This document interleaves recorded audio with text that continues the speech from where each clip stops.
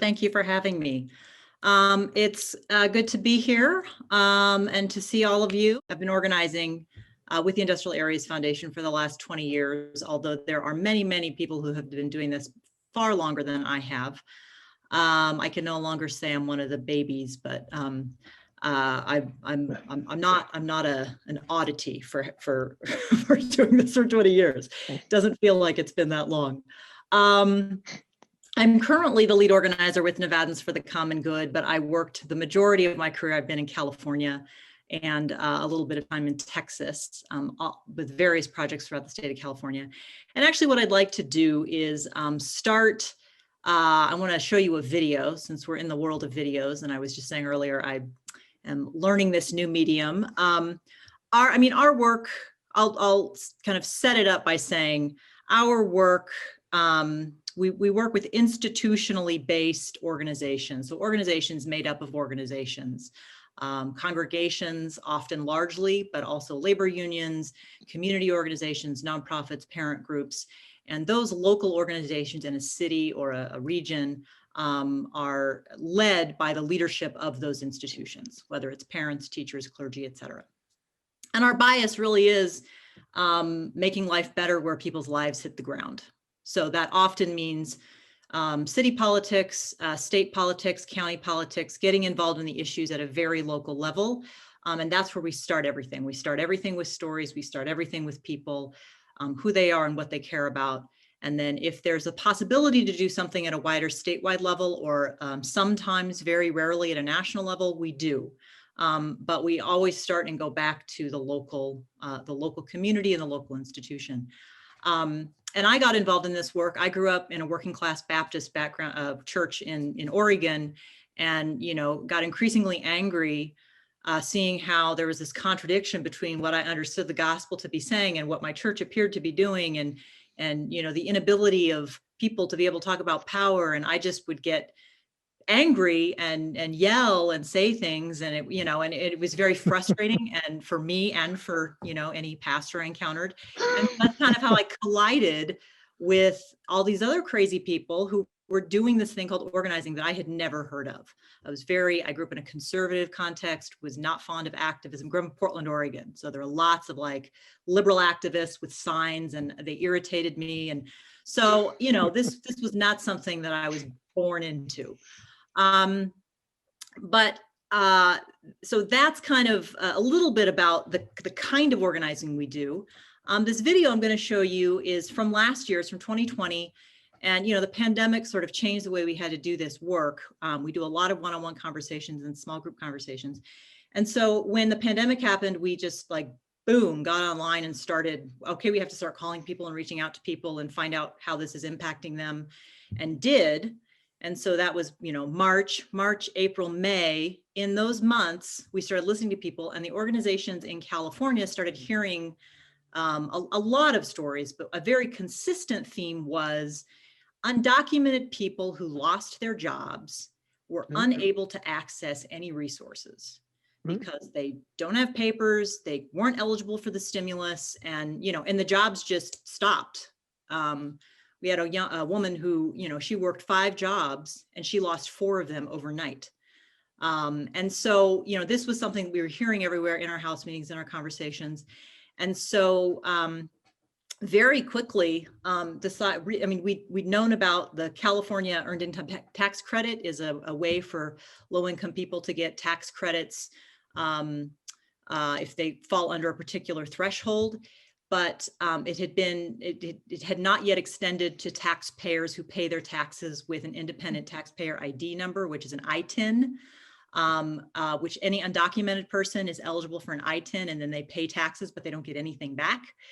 And so one way to get money to folks without documents would be to get them a tax credit through the ITIN. And we knew, and it was sort of dead at the state legislature. It wasn't going anywhere.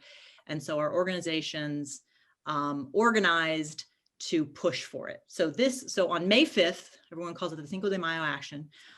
We held an action with over 1,000 people from across the state of California on Zoom. And this was May of last year. So this is before we were all really comfortable with Zoom. We had a number of bishops from a variety of traditions, and we had a number of state legislators. and a lot of leaders from 6 different IAF organizations across the state. And so it's about 5 minutes. These are clips from the action itself. The entire thing is the action. The action was 60 minutes, 1 hour long.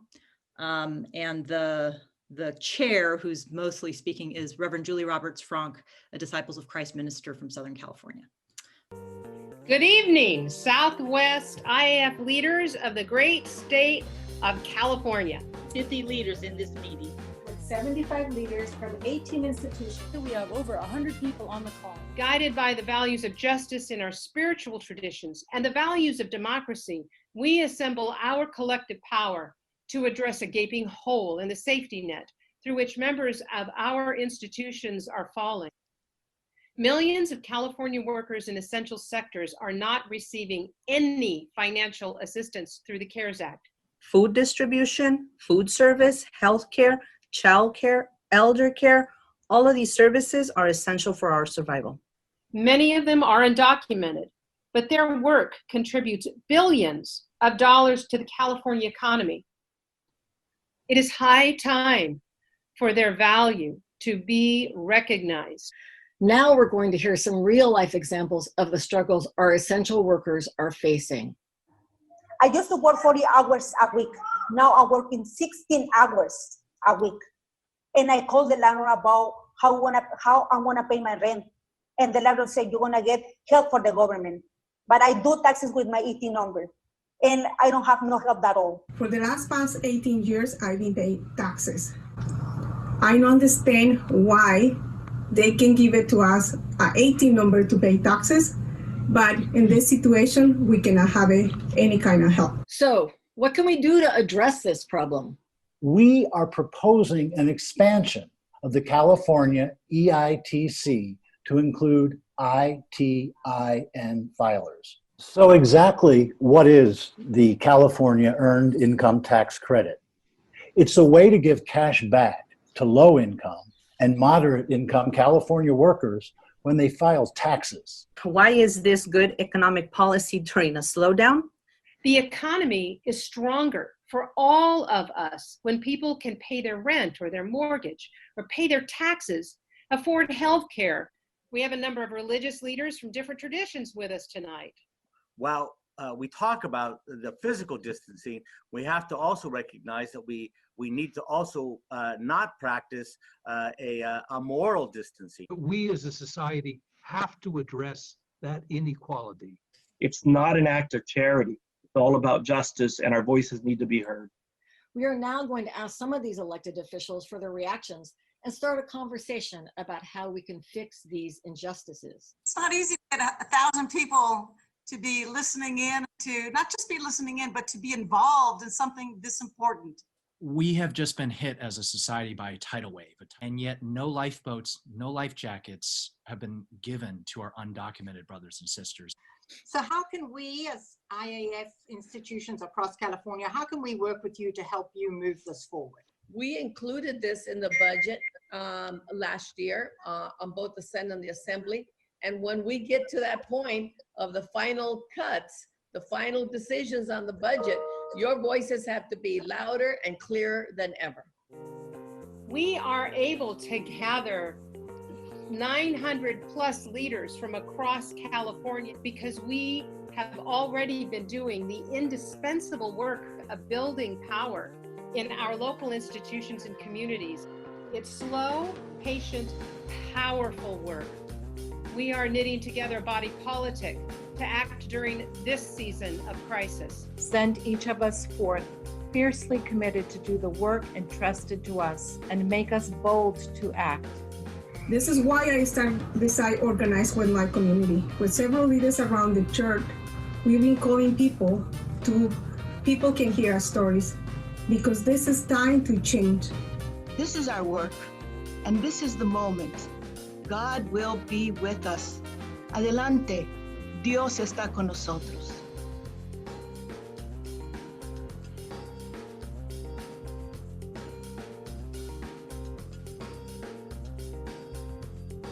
So that was a snapshot of an action on Zoom. with 6 different organizations. And the end of the story, well, the end of that particular action, the organizations organized over the course of that summer and pushed the legislature and the governor to pass the expansion. And they did. And we thought that they were only going to pass it for families with children under the age of 6. They ended up passing it for everyone. And there was a letter writing campaign, there was a push, there was testifying, meetings.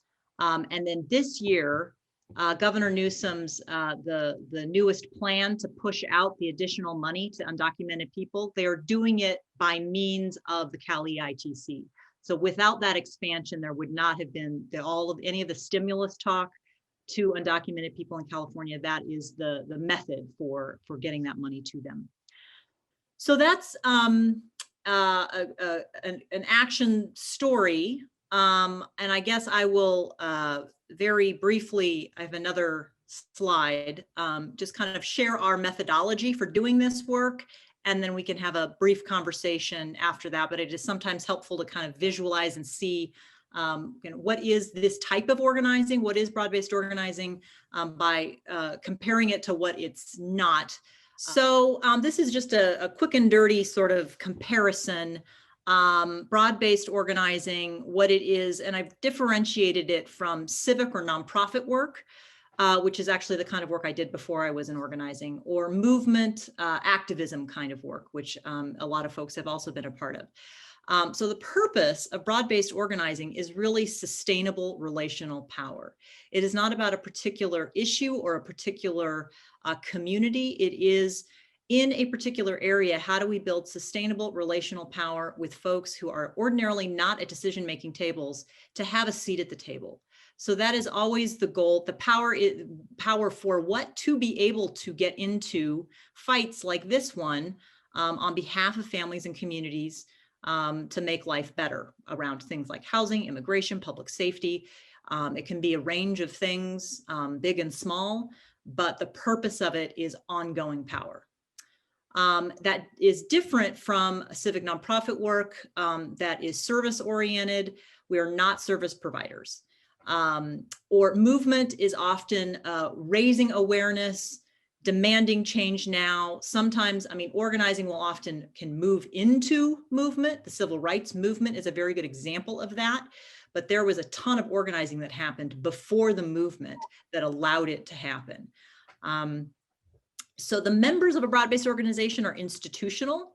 So as I said before, intermediary institutions, congregations, parent groups, there's a fair diversity, there's diversity among members. And that's in part because institutions, they have a values base, they have people, they have money, and they stick around. They're in a community and can kind of act as a standing for the individuals who are there. Civic nonprofit work, the members are usually individuals, and a movement, it's usually come y'all. There aren't distinctions. People show up, and sometimes they show up once, sometimes they show up all the time, but it is not as consistent. The leadership of a broad-based organization, our leadership, they operate as a collective and they are rooted in their institutions. So in order to be in leadership in one of our organizations, you need to be blessed by and credentialed by your colleagues, and you are accountable to them. And so it is a very institutionally based way of operating. You don't just get to show up, and be the spokesperson.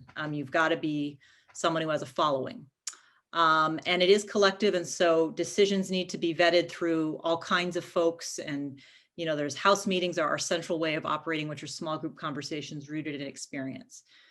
Civic and nonprofit, it differs because that is usually run by a staff and a board that are individuals, and movements have a tendency toward a single charismatic leader, or lately a lot of the movement kind of work is leaderless. We invest a lot of time in developing leaders and working with leaders and thinking with leaders about how to find other leaders. Money, kind of the way that we think about money is you raise your own money. And so the institutions that are part of any of our organizations, right now, the organization that I'm working with, Nevadans for the Common Good, has 42 dues paying institutions, and they raise $90,000 a year through their dues. That is, you then have a dog in the fight. You've skin in the game, whatever the metaphor is. You are in it, and it's also independent money. It's not, going to go away because the funder decides that they don't, want to work on what you're working on anymore. And that means that I work for the people of Nevadans for the common good, and I'm accountable to them because they're the ones paying my salary.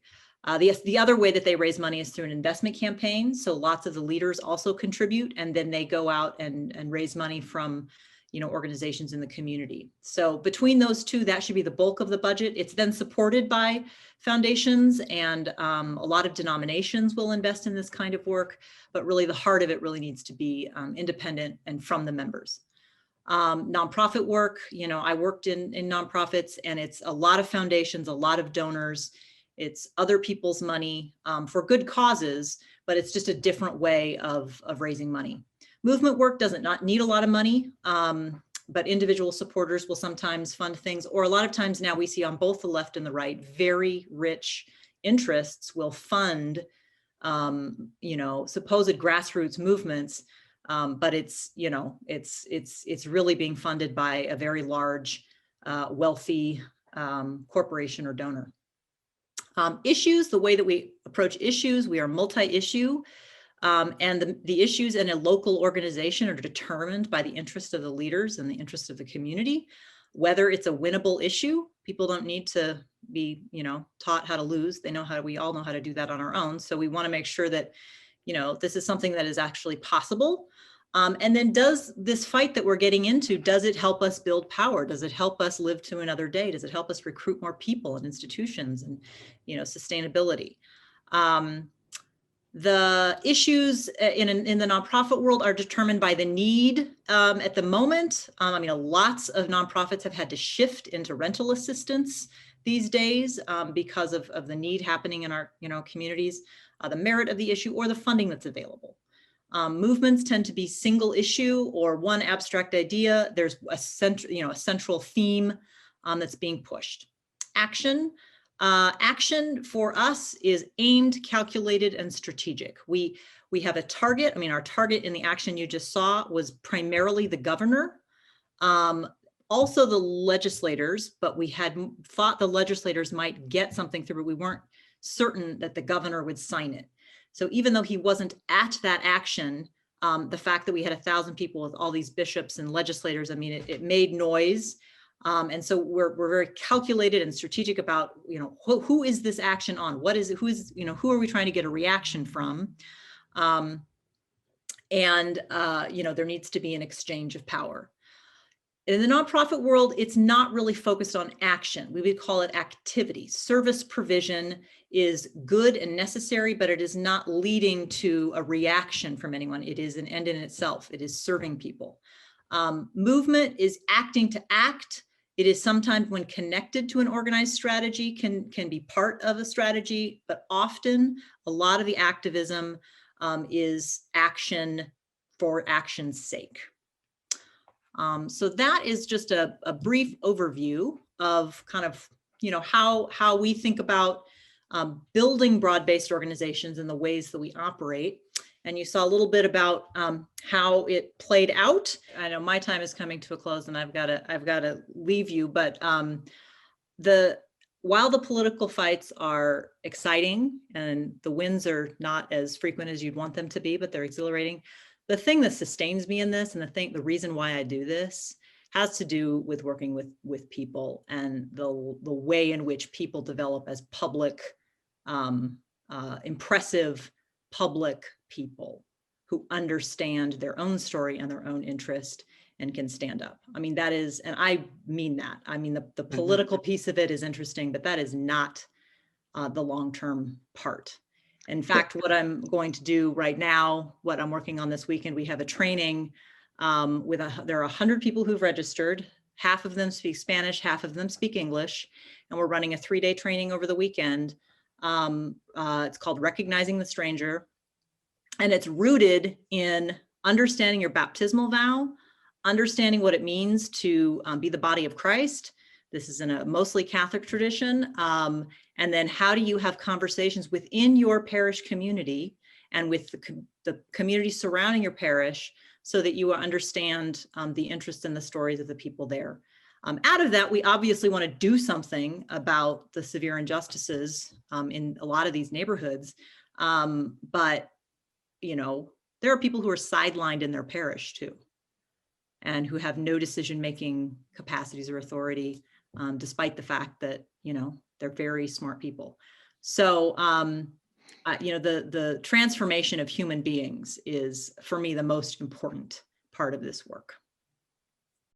The topic is organizations of low-income people. But under that topic, in fact, I think the faith-based community organizations that have grown up in this country over recent decades are the strongest community organizations in the United States. There are others. There are secular, various kinds of other institutions, but in terms of organizations that include a lot of low-income people, they are the best, I think. And they also have this great emphasis on training people. So they train, according to that study that was done in 2000, they train informal training. They have 24,000 core leaders who go to meetings. And so there's a practice of activism. And then 1,600 people a year were going through multi-day training to be organizers. So the training emphasis is excellent. And also they have this, they embrace conflict. That in our society, there are real conflicts and they need to be surfaced and dealt with. It's not just a matter of asking people to be nice. So I think, they are an important development that's been heavily supported by the churches and other faith groups. So it started in the 60s with Saul Alinsky. And Saul Alinsky was a community organizer in South Central Chicago. And he wrote one of his books is called Reveille for Radicals. He was really a pioneer in how to organize. And one of his partners was Monsignor Jack Egan. And he got Catholic money to support this radical Saul Alinsky. Saul Alinsky was a pretty radical guy. And at least he was perceived as radical. And then he trained somebody who trained Ernie Cortez. Ernie Cortez lived in San Antonio. And so he wanted to do what Saul Alinsky had done in Chicago, in South Texas. And Ernie Cortez, he's even older than I am. And he spoke at an IAF training that was part of a CDSP course that happened just a couple weeks ago. He's a real firebrand. He's a great guy. he comes every year. Every year we have to brace ourselves. Right. So so Ernie Cortez and that Texas experience was also both South Central Chicago and the Texas experience were very successful. And they showed that this kind of organization, what Anna described, institution-based, it has different names, but institution-based community organizing could be very successful at achieving change and also at equipping people. And so Industrial Areas, I think Saul Alinsky founded Industrial Areas Foundation. There's an organization it was called PICO for a long time. Now it's called Faith in Action. It's primarily Catholic. It's very much focused right now on Black Lives Matter, so it's race first. So it has a somewhat different emphasis, but it's the same idea. I just went on their site, and Faith in Action has one section on what is faith-based community organizing. It doesn't mention any other organization except Faith in Action. What the cob? They're rival. And then there's Gamaliel, and there was a secular organization called Acorn. They did a lot of good organizing, but then they had some trouble with stealing money. somebody stole, there was some money, some embezzlement. So it really shut down the organization. And then there are smaller ones, but it's basically now IAF and Faith in Action. There's been, as of 2000, which is the only comprehensive study that I could find, of the readings that I assigned, one is that study. It's really worth reading the executive summary. So if you didn't do it, read it, because it really is, that's good. And then the second reading I listed really is a journalistic account of what's in the study with some examples of how it's worked out in different places. As of that study, so in 2000, there were 133 faith-based community organizations across the country. My guess it's now up to 200. As of that time, 87% of the member organizations were religious congregations, mainly Black churches, Black Baptist churches, mainline Protestants, and a lot of Catholics. It was rapidly growing as of that time. The support of the Christian community, I think, is really notable. This is a heck of a story, and we don't tell it in a. One reason to do the overall survey is because it's bigger than Faith in Action, or it's bigger than IAF. It's not just their story. It's a story of communities of faith and the politics of poverty.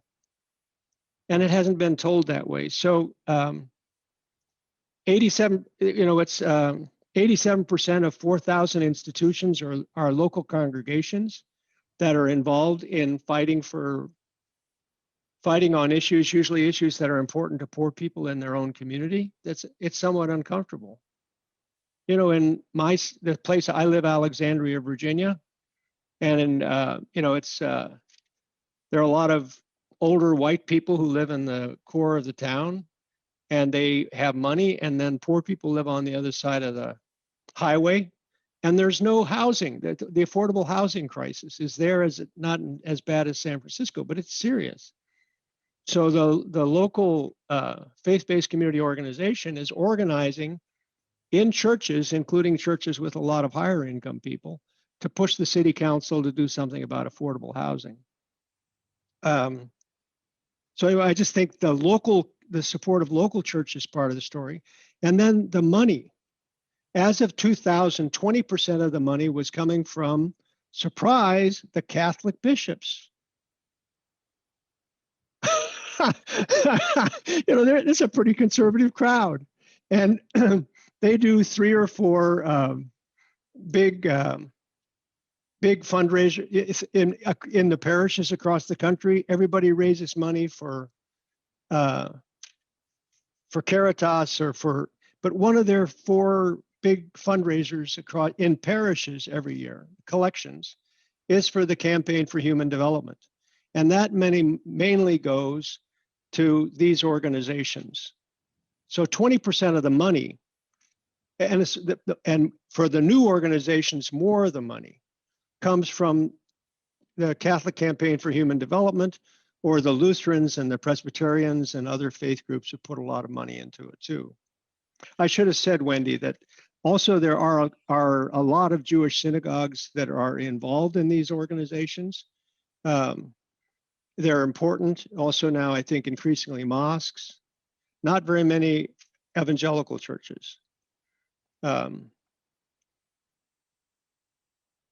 then I think that it's happened. Rockefeller was an early funder, but not right at the beginning. They came in after, the movement was already moving. There was some success. So Rockefeller funded. Ford Foundation is now funding. I'm struck that other foundations, big foundations, are putting money in. But that's relatively new. And then, as Anna said, the organizations really try to get money from their members. But at least as of 2000, that was maybe 30% of their funding. And the rest comes from, that's what the study shows. Oh, that's interesting. I thought, especially for IAF, that it all comes from dues. They pay.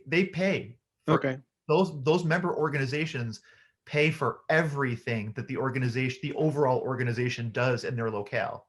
Okay. Well, that may be new. That would be a healthy development.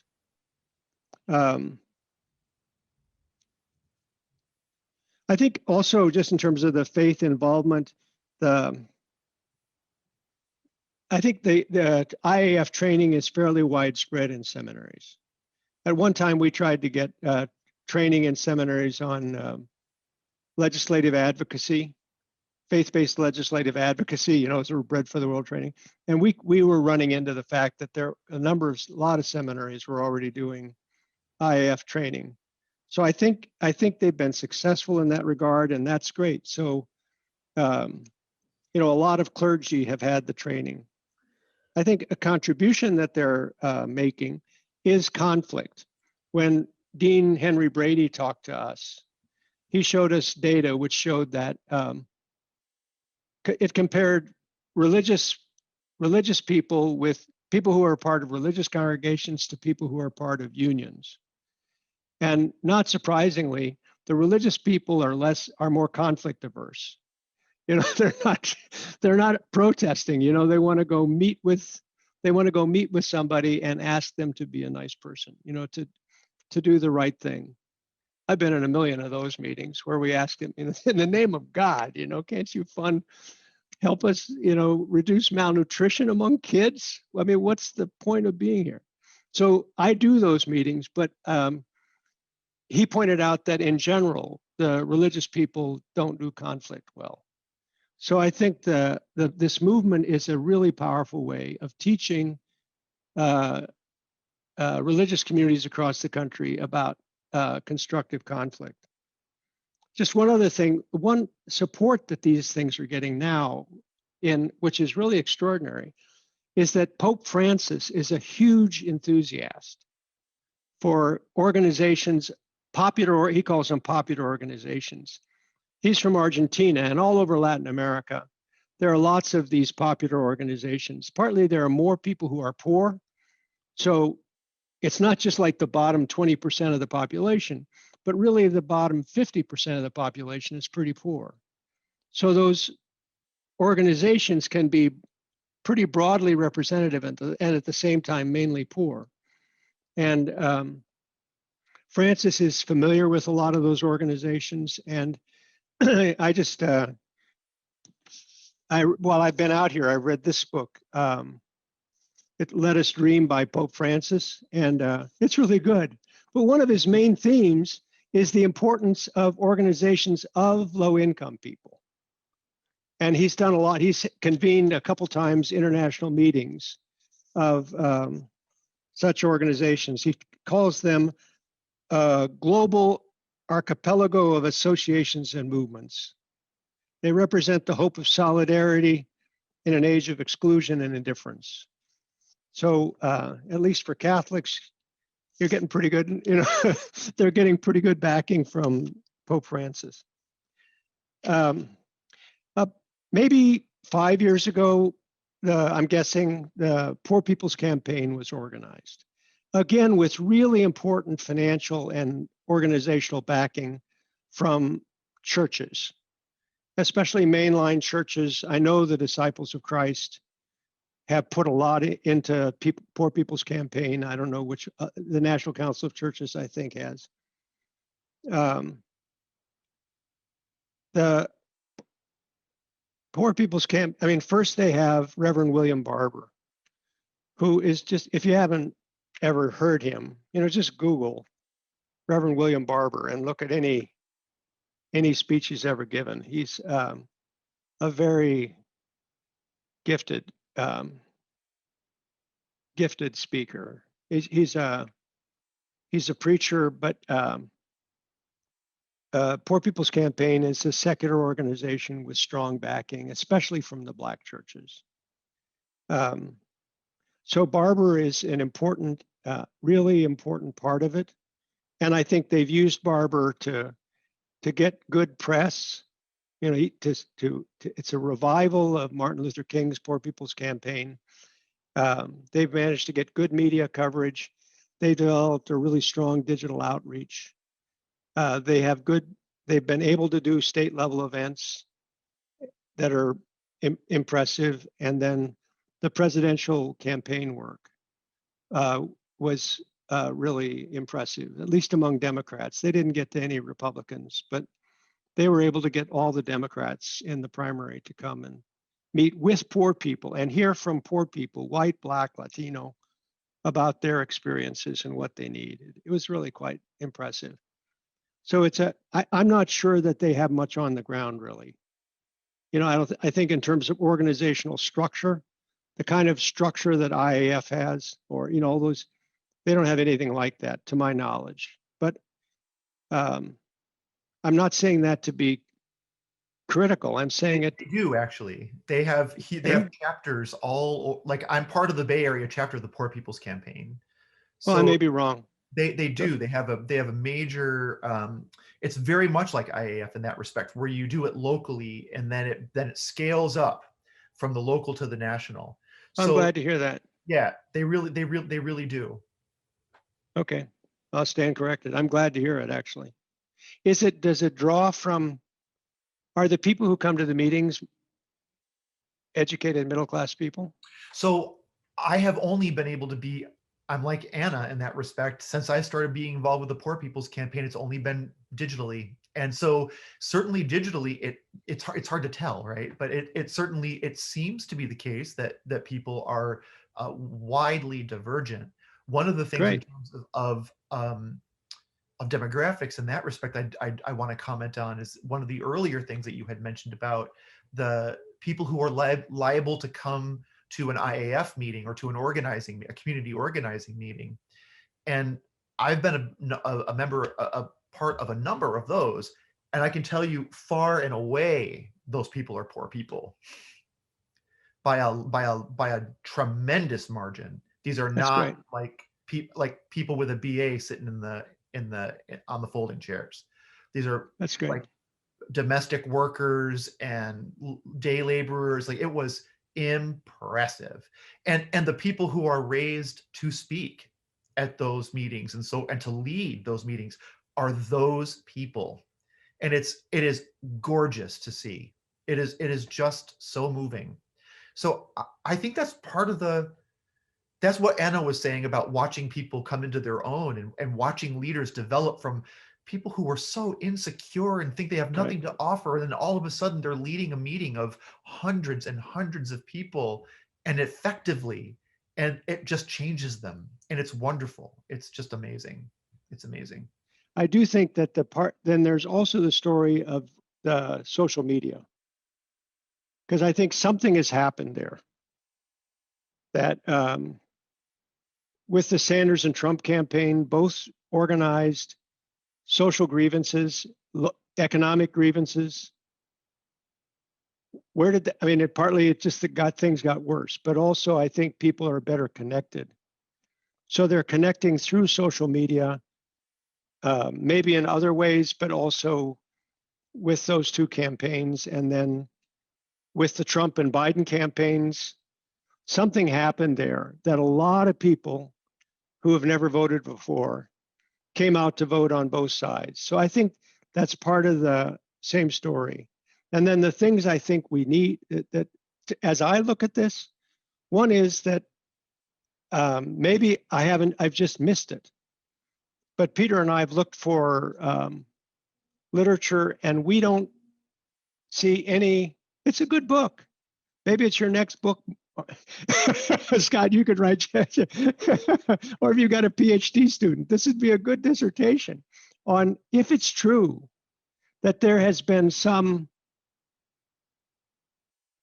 empowerment of low-income Americans over the last 50 years, and that faith communities have played a role in that. That's a wonderful, it's important in terms of just being encouraged that we can solve some of our problems. And then also analyzing it is important to know how to move forward.